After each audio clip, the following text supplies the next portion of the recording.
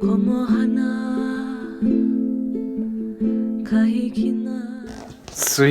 Carmen used to pop me every single day. Did she get it exactly? No, because I didn't know exactly what was needed. I need to be lifted up and just twisted. And it's far more than I can do myself. And that's what my physical therapist accidentally did. She accidentally twisted me like that. And I was like, oh, oh dear God.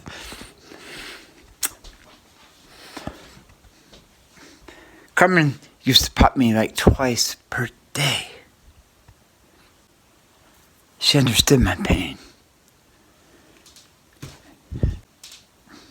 Honey, you're grabbing for ibuprofens?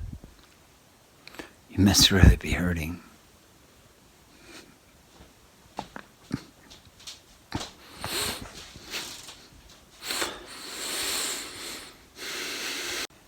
I can't get this pain to go away. I don't know where it comes from. I don't know why it happens. It's not like I even need to be in an attack. But the attacks are fucking crazy.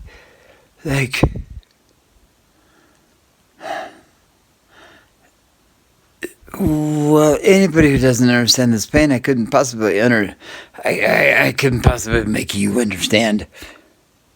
The human body shouldn't be in this much pain.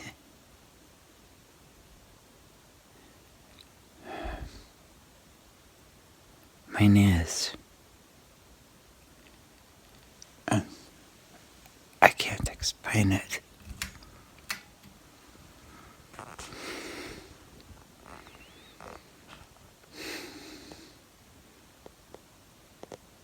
If I don't have HAE, which I believe I do, they don't just diagnose people with type 3, and my daughter was diagnosed type 3.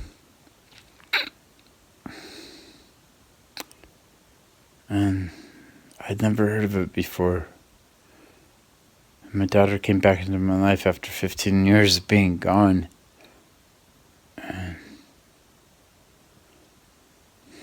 She explained it. She's felt it. My daughter feels what I feel.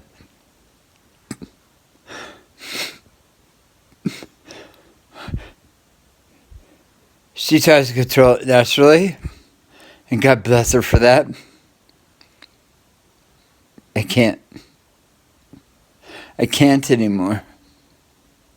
My pain was manageable, and then I moved to my hometown, which was 3,800 feet higher into the mountains. And with that pressure, my pressure.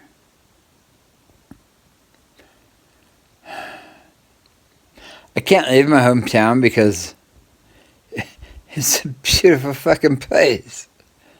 I live in a township of 2,500 people. You can never move back to a city after that. Not especially after you feel what I feel. You can't. So what causes me pain? First of all, waking up in the morning. Second of all, if I've slept in a chair like the one I'm sleeping on, which is a beautiful freaking lounge. It's a beautiful lounge. But if I'm to sleep on something like that, which I don't do, I'm just saying, that's all it takes. For me to sleep wrong. For me to have a pillow too high.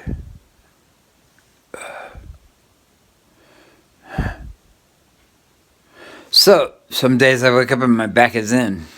My back is in.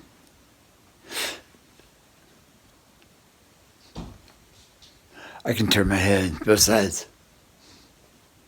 But if you heard the crunching and stuff that's going on inside my neck, Jesus fucking Christ. It's like I have to continually move I have to continually move everything. This is what keeps everything free. If I don't keep moving every single second, no. I can't take you there right now because I'm trying really too hard to stay free of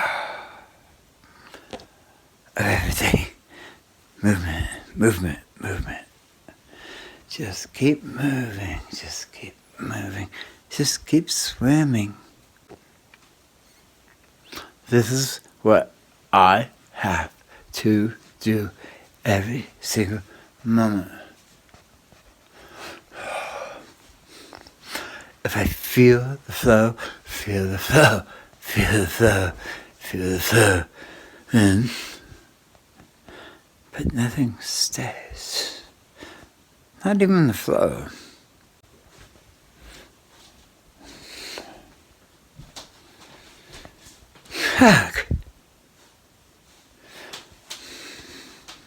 First of all, I have what's called a sinus mask. It's a buck bean bag, and I stick it in the microwave for 2.5 minutes, and then I apply it to areas on my back, my shoulders. It definitely helps to loosen things up. I also have from NAPO this back massager, and it's wonderful. I get it up around me and let it walk up and down my back. I also have another one from NAPO. It's more of a handheld one, and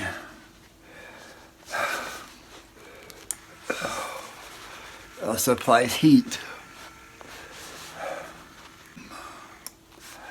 I also have one for my feet. It also has heat and definitely helps. But there's times when I can't use those things. I have this little deal to lay on to stretch my back out. Sometimes this stuff works. Other times I'm so locked up and in pain that I can't use them. They actually cause me more pain. The greatest invention I've ever found is this. I can stick this on a place that hurts. I just hold it there. It eases it. This has been my greatest friend.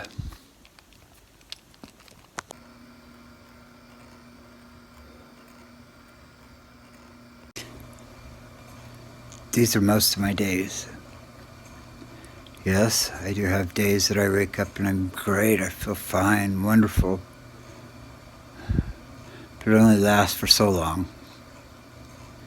And after that, the pain just starts moving in and taking over. And some days, the pain is so bad there's nothing I can do. I can do nothing that stops the pain.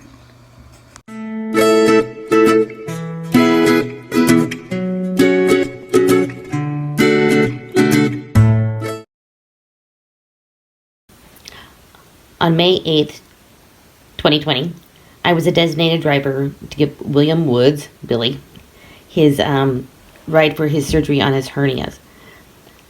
On the way back, Billy started experiencing pain, not at the surgery site, but on other areas of his body. It seemed to start in his back and move to his ankle and up his leg and into his head. I don't know much about HAEs or what's all involved with it, but it was obvious to me that his pain was real. And it lasted for about 6 hours before he could relax enough, and it subsided. About the incident, his pain was definitely real, and it did get pretty intense at times, and it did move around his body, seemed to. So,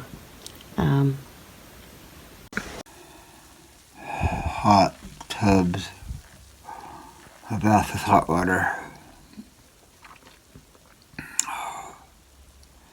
It relieves so much. Yeah, my water bill's pretty high. My power bill suffers from it. So I can take 2 to 3 baths a day. It helps ease the swelling in my belly.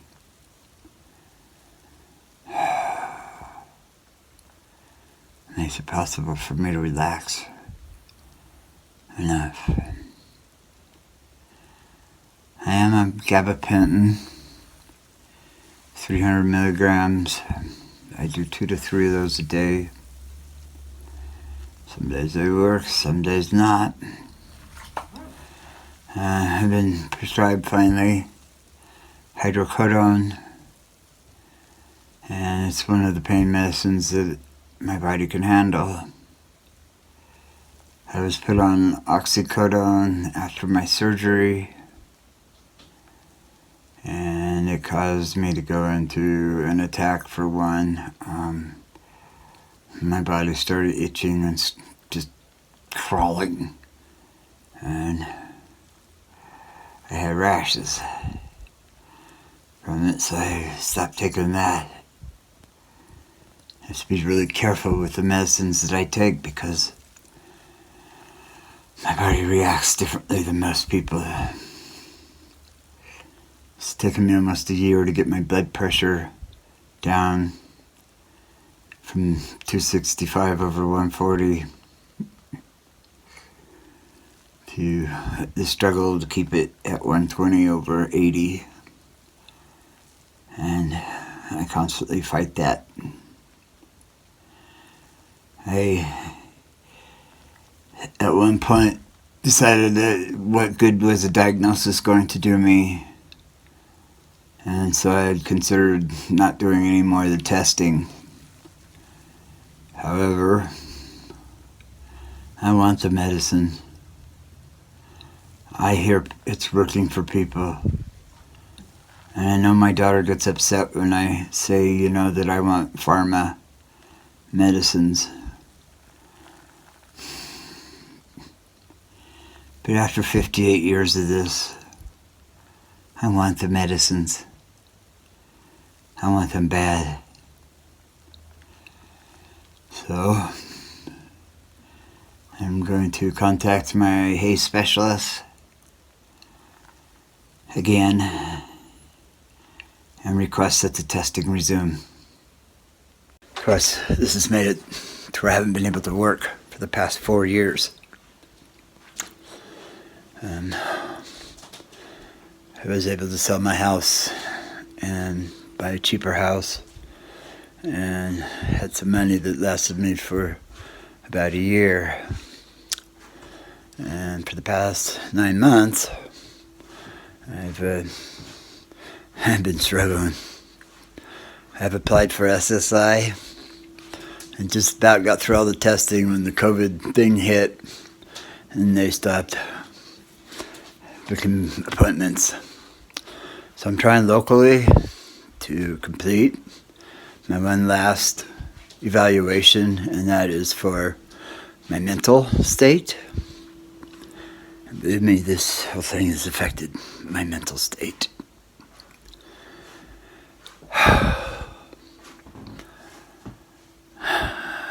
So I put a call in today to my caseworker who hasn't returned my calls.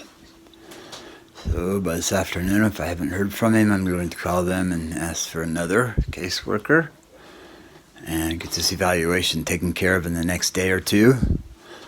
Get it sent off to my SSI caseworker and get this thing pushed through.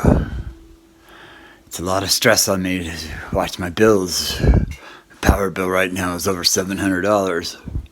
They've at least left me alone and have not even sent me any more bills. But the time will come that I better be able to pay it. At my county taxes, they're $1,000 for the year. The stress just builds up and builds up and builds up. And anybody who has HAE knows that stress is probably the biggest trigger. So I try and keep myself calm and active, regardless of the pain that I'm in.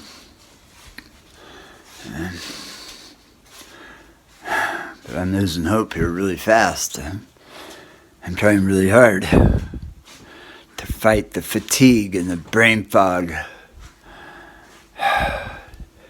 to make calls even, to get all this stuff together and lined up so that I can at least get some income coming in to help with the stress.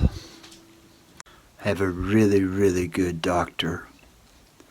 He started off as my pain management doctor and became my primary doctor as well. He listens to me. He's trying his best to help me. I'm so appreciative of him. Most doctors would just give me that look.